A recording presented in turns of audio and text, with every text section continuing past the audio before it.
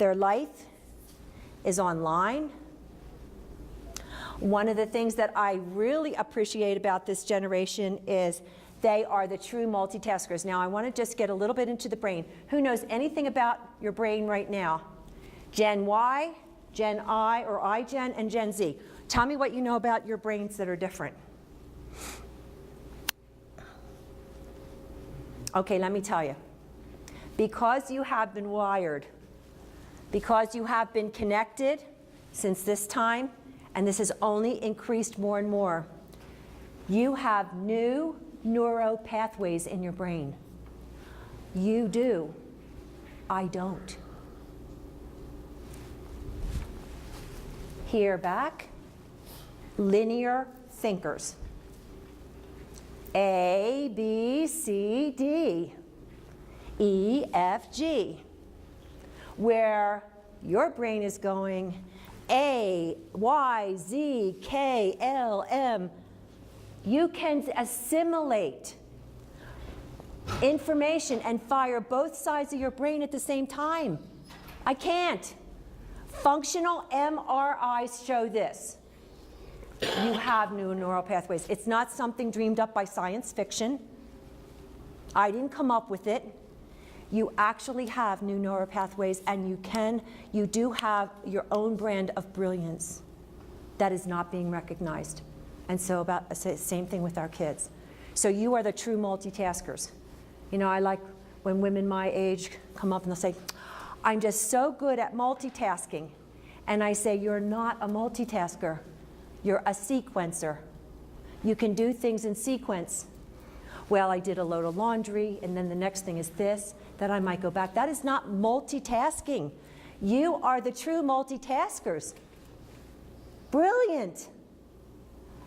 Take it, accept it. That's such a beautiful part, because that will allow you to come up with more creative solutions quicker and faster. Let me tell you something. I had a boy's mother. He was going to a private school in Santa Fe. She came up to me and she said, I'm so upset with this math teacher. And I said, tell me what's wrong. She said, look, my son brought home his math exam, and he got them all right, and the teacher put a big F on the paper. A big F. And you know why? He didn't do it well. He didn't do what? The problems, the solutions. He did not show his, exactly, John, thank you. He did not show his process.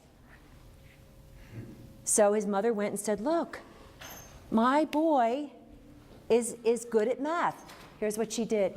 He went back to school, and the teacher said, I flunked you in front of the class. I flunked you because you didn't show me the process.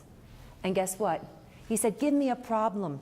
He's standing up in front of his entire class. Give me a problem. Now, Vanessa, do you think he got an easy problem or a hard problem? Hard problem. Oh, he got a hard problem. So he's standing there. Teacher gave him the problem. He's going like this, this. Less than 2 minutes later, he comes out with the answer. You know what the teacher said? I hate you. Now, sarcasm, kids don't get sarcasm, so don't use it. But this is something that he did not understand, so instead of saying, wow, that's amazing, you're astonishing, thank you, my gosh, I now understand a little bit better. Guess what? He didn't. He rather, because it made him look bad, say, I hate you, on with the rest of the work. Think about this with your youth. Think about when they come up with things that may not be the exact way you're looking at it. Be open. All right.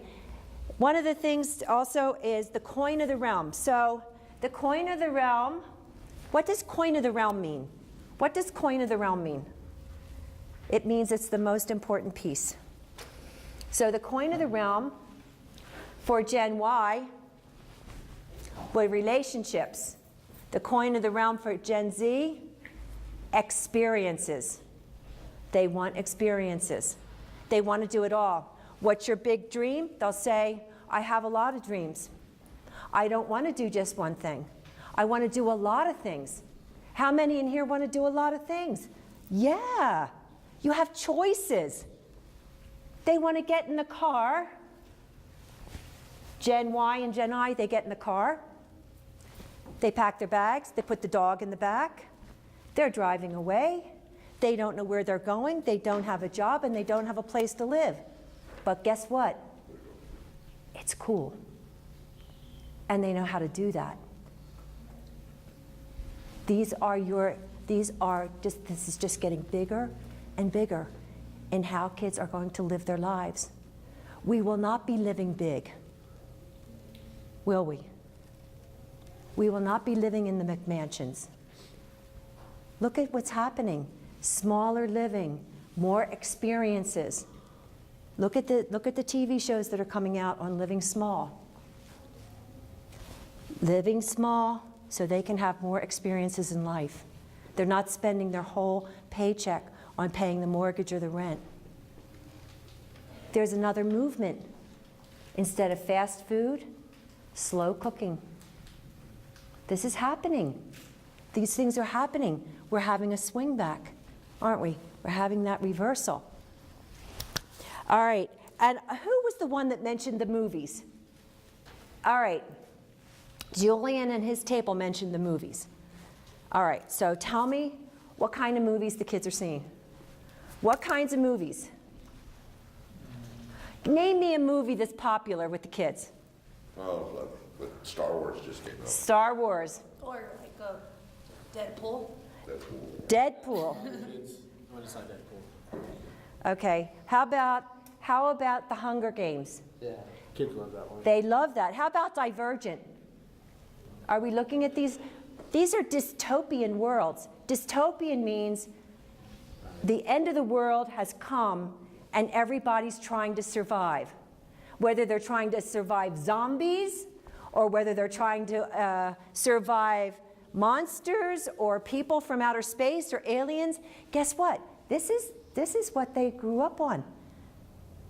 I asked one teenage girl, I said, tell me what you fear the most. You know what she said? Oblivion. I said, tell me about oblivion. You're smiling. Do you get it? Yeah, Tell me.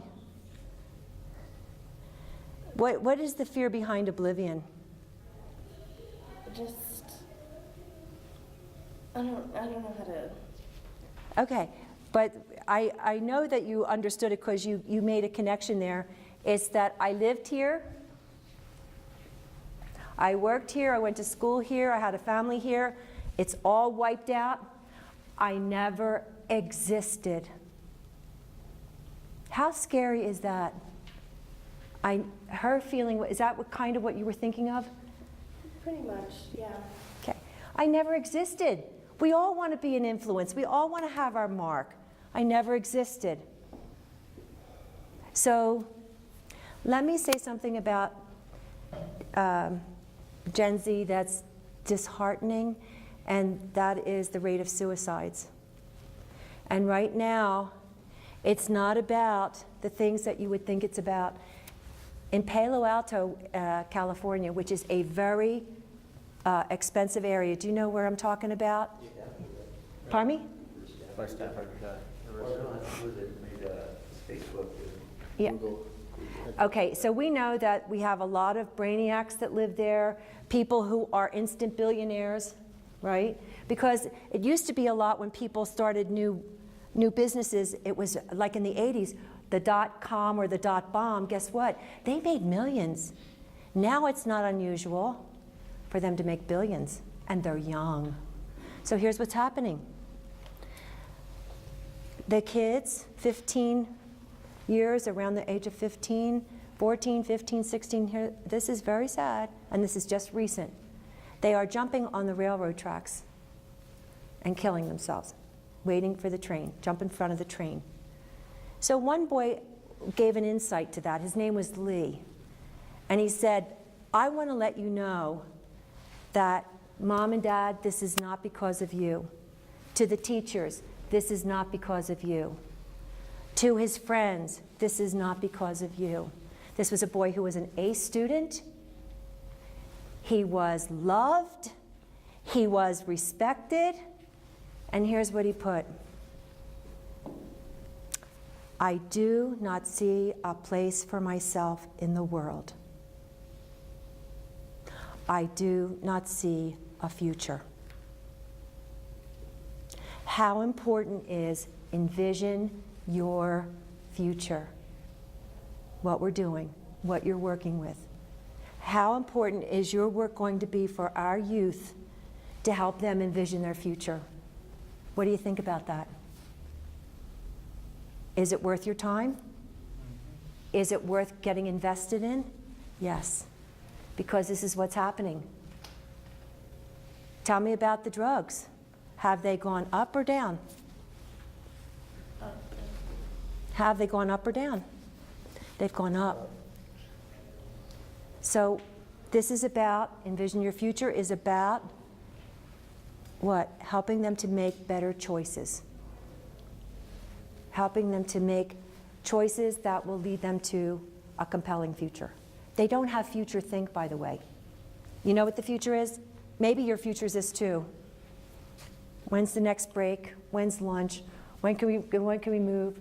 But for the kids, they really don't have a future think. If I asked you, and welcome aboard, if I asked you, what is your name? Jessica. Thank you, Jessica, for coming. What is a big dream you have? To be an EMS. To be an EMS. We're going to talk about dreams and how you're going to work with your dream. Everybody is. You study kids from Atlantic City to... Oh, thank you. Yeah. All right, so let me tell you a study that I did. I didn't do it. Let me tell you, I did not do this. I initiated it and let the teens do it. So I worked on the East Coast, New Mexico, and some of you that were here early enough know that I just came back from Micronesia, which includes Guam, Saipan, Tinian, and Rota. We had Palau and the Marshall Islands all come for the youth summit. I trained their youth workers, their counselors, in Envision Your Future.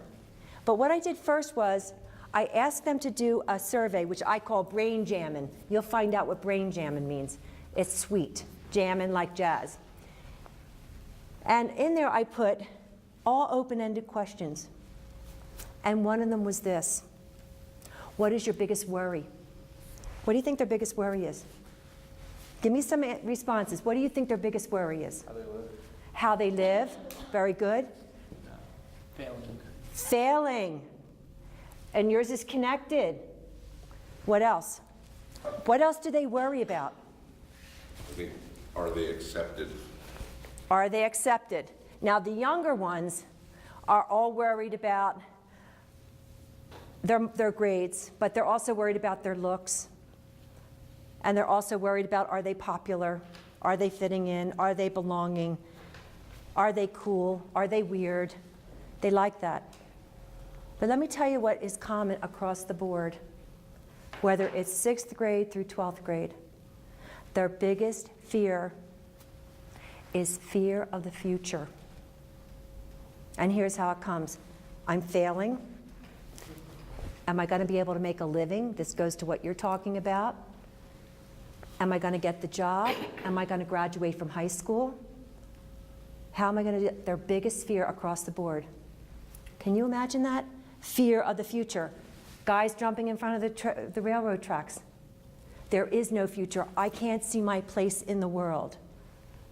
What you're doing, and I want to thank you, is that you are invited to help them create this part for their life. You're the guides, you're the mentors, you're the Sherpas, you're the coaches, all of that. Very cool. Now I'm going to ask you to take any questions about Gen Z. I'm going to ask you to take a few quiet moments, and this is going to be important. There, it says, I want you to talk about, think about messages of encouragement for these kids. What are the messages they need to hear? So for example, here's a big thing. Children are the living messages we send into a world we will never see. So because you're young, you will see, you will have some messages. What are the messages you want to give to the youth that you're working with? What are the messages of encouragement and compassion that you want to give them? So I'm going to ask you to take a quiet moment, and there, you have a space there in the back. And so take 2 quiet moments to write what you think, and then we'll share those, okay? Thank you.